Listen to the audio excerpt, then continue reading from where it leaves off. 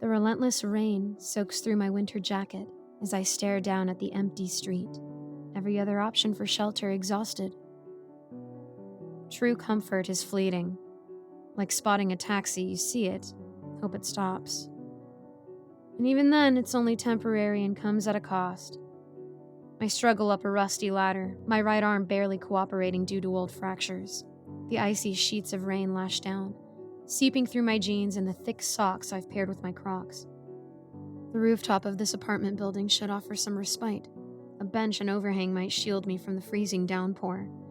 But as I'm barely midway up, a piercing voice cuts through the darkness. "Need a hand?" I look down to see a strange man standing right below. His fur pants are soaked and his cologne, a thick, animalistic stench like Tabasco sauce and castoreum, hangs heavily in the air. "Cops are patrolling the area," he says. "You'll freeze or get arrested if you stay out here." No way. No way. This place is my last resort. I can't lose it too. I ignore him, willing to take the risk and climb up further. A pain jolts in my right arm as I have to lean on it. I can't sleep on the streets while it's covered in filthy, cold rain. I would get ill again. "Hey," he continues, and this time he steps back so I can get a closer look. He is of average height and slim-looking. "You can come with me. I'll let you stay." I hesitate, skeptical of his approach, analyzing his calm and slightly feminine features. "Really?" I shout. "Patrolling here too?" He nods. Then I make my way down and he introduces himself as John, but adds, in an attempt at humor, I think, that his friends call him Mr. Pokerface because he never shows any emotion. He glances at me blankly. "You say you got a place?" "I'm Jack." I lie, forcing a grin. I don't like his look or his unsettling tone, but the cold shoots through to the bone. I have nowhere else to go. I reluctantly follow him to his apartment, chatting about the dull nightlife and hellish weather. The hallway is dim, lit only by a flickering bulb that casts deep shadows on the walls. Inside, the apartment is compact and shrouded in darkness. "The power's out," he says. He gestures to the couch, which seems like the most stable spot I've had in weeks. Maybe months.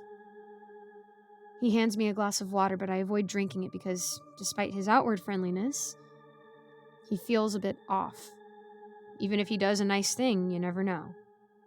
But I'm not judging too hard. He could have saved me a run-in with officers or unlawful trespassing, and I'm not looking like a sweet angel myself. I settle onto the couch, the lumpy cushions and a thin blanket offering more comfort than the stiff bench I had imagined myself on. My tired muscles rest from a burning fatigue, and my eyes close. I doze off to the lulling sound of rain hitting the windows, but then I hear it. A dragged-out, primal wailing from the next room. My heart races, an erratic, mournful noise. It makes my skin crawl. It is the universal sound of pain, deep-rooted, grief-stricken pain. I sit up, and it stops as abruptly as it began. Unable to shake my unease, I take a deep breath. I wonder if I'm imagining things. My eyes scan the room, but I can't see much in the thick darkness. I sniff the glass of water John gave me and don't detect any strange odor. I take a cautious sip, and then a slightly larger gulp to quench my dry mouth. It tastes uncomfortably stale and metallic. As I put the glass away, revolted, the door to John's room creaks open at a slow pace. I hold my breath, lying quiet. Footsteps slam the old floor. His shadowy figure darts straight to the bathroom with an odd, jerky gait. The bathroom door shuts behind him, and at the sound of someone flickering a switch, a yellow light spills from under the door. I need to leave. As I stand up, trying to make as little noise as possible, heading for the door, something catches my eye. I glance into John's room. Through the darkness, I see animal heads mounted on the wall in front of a fur-coated bed with a thick rope and duct tape lying exposed. The glassy eyes of the mounted animals stare back vacantly. My stomach churns. I hastily put on my Crocs and jacket, barely able to keep my composure. Just as I slip my right arm into my jacket, John emerges from the bathroom holding a long hammer and wearing latex gloves. His face is a mask of indifference.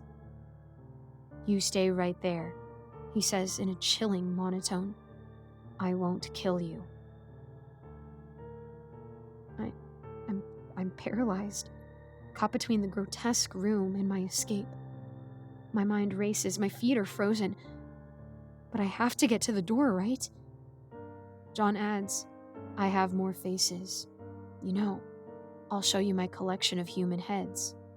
Fear propels me into action. I sprint towards the door, but John storms at me. The hammer slams against the back of my head with a dull thud. The thick jacket helps absorb the blow, but I still feel a sharp sting of pain. I fumble with the lock, struggling to open it with my left hand. My right hand lacks the finer motor skills to do it, but has enough strength to pull the handle. John's hammer swings dangerously close, hitting the door and grazing my neck. Another one strikes my temple, ripping it open. I feel warm blood dripping down my face. He grabs my jacket with brute force, pulling me in tight. In a desperate burst of strength, I manage to force the door open just enough to slip through. I shoved past him, pushing him back as I squeezed through the narrow gap and burst into the hallway. "Help! He's killing me!" I scream, my voice vibrating through the empty halls. My feet pound on the cold floor as I run. "He's trying to kill me!" I see no one comes to my aid. On the street, headlights gleam in the distance, and I make a beeline for them. My feet pound the asphalt, and my pulse races so loudly I can't hear the footsteps behind me or when they stop following. A car slows, and I sense that John is no longer there. He's gone. I try to catch my breath, on the verge of hysterical tears, and explain what I've just been through. The driver helps me call the police. When the officers arrive, they force me to check the apartment with them. Sweat drips from my forehead, and I feel alarmingly warm inside. I swallow hard against the rising bile. The taste in my mouth is sour and musty. His foul scent is everywhere. The apartment is pristine. John is calm, his poker face unchanging. The police find the animal heads, but no human remains as he mentioned. They discover small traces of drugs in my system. I haven't taken any drugs, but they don't believe me. I'm just a homeless person. John claims he tried to help me, but that I went into a drug-induced psychophrenic frenzy, injuring myself and fleeing. The officers side with him, dismissing my story as the ravings of a drugged, ill mind. He gets away just like that. And I don't know what to do, but I want to scream and howl and cry for someone to save me.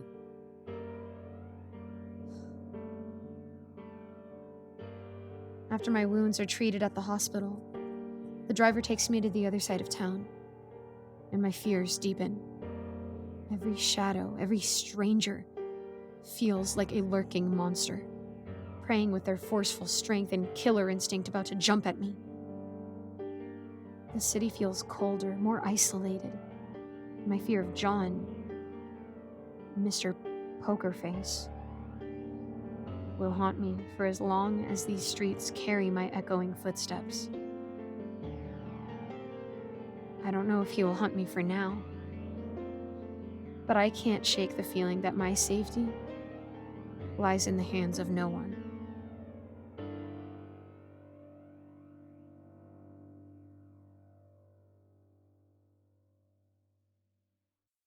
Thanks so much for listening, guys. A quick shout out to my patrons. Kevin Kess, Sabiel Eclipse, 055555, Cormac Wells, Amara, Matthew Steiner, Cupcake Hips, Alonzo, Mr. Sankofa, Michael Milburn, Kozak, Icy Narrates, Jesse Hartley, Eric Cifuentes, Andreas Anderson London, Lawrence Wallen, Geek Sanctuary, Melissa Perez, and this guy. That is someone's actual username. I love that. Thanks again so much for watching, guys. If there's anything you would like me to pray for, I would love to know how I can be praying for you. I hope you have a nice day, and I'll see you in the next video.